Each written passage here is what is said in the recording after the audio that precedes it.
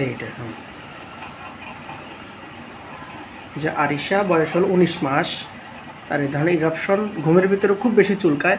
আর এই যে চুলকানোর এই যে রুটটা একটু বেগুনি কালচে, বেগুনি এবং ব্ল্যাকিশ বা ব্লুইশ, এই যে এবং স্পর্শকাতর, টোটালি ধরতে দিচ্ছে না, স্পর্শকাতর এইভাবে, এই যে এখানে এই যে স্পর্শকাতর ধরতে দিচ্ছে না, এইভাবে তার আরও বিভিন্ন জায়গাতে আছে।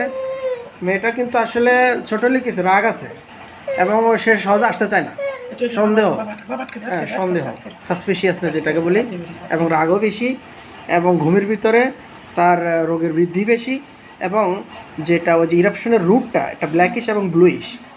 তাহলে ওষুধ শুধু শুধু রাস্টক্স মাক্সলের দিকে যায় কোনো লাভ নাই।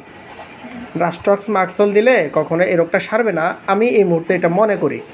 তাহলে এই যে আমরা আরিশাকে, যেহেতু রাগ বেশি, সাসপিশিয়াসনেস আছে তার কাছে, এরপরে তার সেন্সিটিভিটি বেশি, হ্যাঁ স্পর্শকাতর, যে ধরতে দিচ্ছে না, এবং ঘুমের ভিতরে খুব বেশি চুলকায়, গরম বেশি, তাহলে সোজা ওষুধ কী হবে? ল্যাকেসিস। এই যে ল্যাকেসিসটা আমি এখন দিলাম, এটাকেই সঠিক ওষুধ মনে করে এখন আমি ওষুধটা প্রয়োগ করলাম বন্ধুরা। তাহলে ইনশাল্লাহ ফলো আপ কেস দেখাবো। কিন্তু রাস্টক্স দেওয়া যায়, লক্ষণ আছে, তারপরে মাক্সল দেওয়া যায়, তাও লক্ষণ আছে, কিন্তু না, নো। আরিশা টাকা দিচ্ছে, Arisha, Arisha thank you, thank you.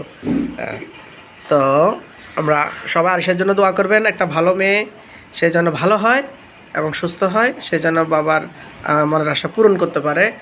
আমার ইউটিউব চ্যানেলে যারা আছেন এই আরিশার জন্য দোয়া করবেন। ওকে, আমরা ওষুধ দিলাম কি? ল্যাকেসিস, ইনশাল্লাহ আশা করি ভালো হয়ে যাবে।